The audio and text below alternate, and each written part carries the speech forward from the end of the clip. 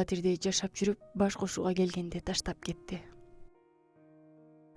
Күз айларында баш кошуп чоң той бермек болдук. Ал арада Курмандын туулган күнү белгилемек элек. 25 жаш болуп толуп турган гүлдөгөн жаш курак эмеспи? Бул датаны жакшылап белгилөөнү ойлодук. Жакшы көргөн досторубузду чакырдык. 25 жаш ойдогудай эң сонун белгиленди. Досторубуз тарагандан кийин Курман экөөбүз бир батирди таң аттырдык. Той күндөрү белгиленип калгандан кийин ага толугу менен күйөөмдөй эле ишенип калгам. Келечекти кыялданып, ээрчитип алган балдарымды элестетип, өзүмчө эле бактылуу болуп жүрдүм. Экөөбүздүн тең ата энебиз айылдарда. Бизди көзөмөлдөгөн деле жан жок. Анан бир батирге чыгып чогуу жашап калдык. Мезгил күзгө жакындап келет. Арадан 2 айга жакын убакыт өттү. Бирок акыркы күндөрү Курман өзгөрө баштады. Жашырынып телефон менен сүйлөшөт. Дайынсыз жок болуп кетет. Айтор жүрөгүм түпөйлүү болуп жүрдү. Бир күнү иштерим чыгып жатат. Айылга барып келейин деп жөнөп кетти. Баргандан соң телефону өчүрүлүп, экөөбүздүн байланышыбыз үзүлүп калды. Бир жума зарыгып күттүм. Ашып кетсе бир жумада келип калмак, бирок таптакыр дайынсыз. Арадан 2 жума өткөндө мага жагымсыз бир нерсе болоорун жүрөгүм сезе баштады. Курманды издедим, тааныштарга чала баштадым.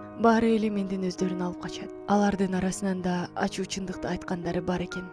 Курмандын жакшы досторунун бири Нурлан ачуу чындыкты айтты. Анара, Курман үчүн кечирим сурайм. Курман айылга үйлөнүү үчүн кеткен. Ата энеси деле кыйнаган жок. Бул Курмандын өз каалоосу болду окшойт. Ата энеси тапкан 10 гүлүнөн бири ачыла элек. Мектепти быйыл эле аяктаган жап-жаш кызга үйлөнүп алды. Болгон жагдайды өз оозуң менен Анарага түшүндүр деген сөзүмдү уккусу да келген жок. Курманың азыр жаңы үй бүлөсү менен шаарга келди. Бактылуу жашап жатышат. Бекем бол, Анара. Сен жакшы адамсың. Сөзсүз жакшы адамга жолугасың. Нурландан ушул сөздөрдү уктум. 2-3 күн наар албай сулук жат. Акыры абалымды ата энеме түшүндүрдүм. Той болбой калганын айт. Ушунча бирге жүрүп, Курмандын мындай арам ою бар экенин кайдан билипмен? Эркектерди жек көрүп калдым. Бир нерсени түшүндүм. Ишенич этик адамдын алсыз сезими тура. Сенин байоолугуңду байкагандар дароо ал сезимиңди тебелеп, тепсеп пайдаланышат.